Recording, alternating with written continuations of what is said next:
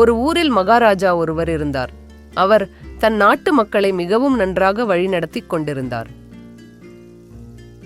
அனைவரிடம் அன்பாகவும் பாசமாகவும் பழகுபவர். அவருக்கு வயதாகியது. எனவே தனக்கு பின் தன் அரண்மனையை ஆள இளவரசன் தேவை. அவருக்கு மகன் இல்லாததால் அவர் தன் நாட்டில் உள்ள ஏதாவது ஒரு இளைஞனை தன்னுடைய நாட்டுக்கு இளவரசனாக தேர்ந்தெடுக்க முடிவு செய்தார். ஒரு நாள் அவர் அந்த நாட்டில் உள்ள அனைத்து இளைஞர்களையும் தன்னுடைய அரண்மனைக்கு வரவழைத்தார். அவர்கள் அனைவரும் மிகவும் சந்தோஷமடைந்தனர்.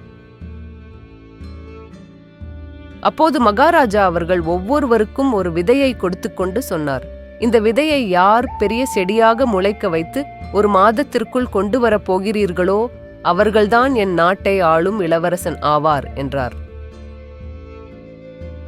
அப்போது அங்கு வந்த இளைஞர்கள் அனைவரும் ஒவ்வொரு விதையை பெற்றுக்கொண்டு தங்கள் வீட்டிற்கு திரும்பினார். ஒரு மாதம் கழிந்தது. அனைவரும் பெரிய பெரிய செடிகளாக அரண்மனைக்கு கொண்டு வந்தனர்.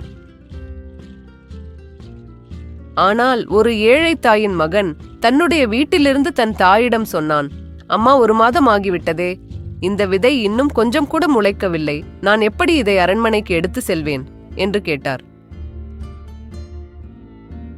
அதற்கு அந்த தாய் சொன்னார், பரவாயில்லை மகனே, இவ்வளவு நாள் நீ கஷ்டப்பட்டு அதை வளர்த்தெடுக்க முயற்சி செய்தாய். நீ மகாராஜாவிடம் சென்று என்னால் அந்த செடியை வளர்க்க வைக்க முடியவில்லை என்று கூறு என்றார்.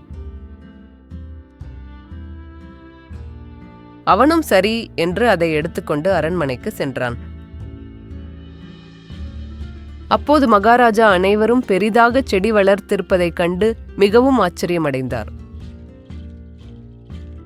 இந்த ஏழை தாயின் மகனிடம் உன்னுடைய செடி எங்கே என்று கேட்டார். அதற்கு அந்த மகன் சொன்னான், மகாராஜா, நான் மிகவும் முயற்சி செய்தேன், ஆனால் என்னால் அந்த விதையை முளைக்க வைக்க முடியவில்லை என்றான். அப்போது அந்த மகாராஜா சந்தோஷமாக சொன்னார், நீதான் என்னுடைய நாட்டை ஆளப்போகும் இளவரசன் என்றார். இதை கேட்ட மற்ற இளைஞர்கள் அனைவரும் அவன் விதையை முளைக்க வைக்கவே இல்லை. நாங்கள் இவ்வளவு பெரிதாக இந்த செடியை வளர்த்துள்ளோம், ஆனால் நீங்களும் அவனை இந்த நாட்டின் இளவரசன் என்று கூறுகிறீர்களே என்று கேட்டனர். அந்த மகாராஜா சொன்னார், இவன்தான் உண்மையும் நேர்மையும் உள்ளவனாக இருக்கிறான்.